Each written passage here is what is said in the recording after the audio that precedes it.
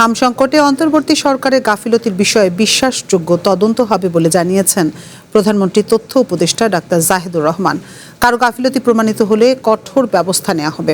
সকালে সচিবালয়ে সরকারের বিভিন্ন কার্যক্রমের অগ্রগতি নিয়ে প্রেস ব্রিফিংয়ে উপদেষ্টা আরও বলেন, আওয়ামী লীগ শাসনামলে দুর্নীতি, মানবাধিকার লঙ্ঘন সহ অনেক ফৌজদারি অপরাধ হয়েছে। তাদের অপশাসনের কুফল সবাই ভোগ করেছে।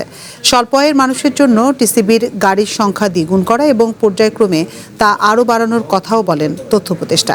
দেশে জ্বালানি সংকট নিয়ে উল্লেখ করে তিনি বলেন, জ্বালানি নিরাপত্তা নিশ্চিতে সরকার প্রকল্প হাতে নিয়েছে। জ্বালানির দাম বৃদ্ধির কারণে সড়কের মতো এবার নৌপথেও ভাড়া সমন্বয় করা হয়েছে বলেও জানান ডাক্তার জাহিদুর রহমান।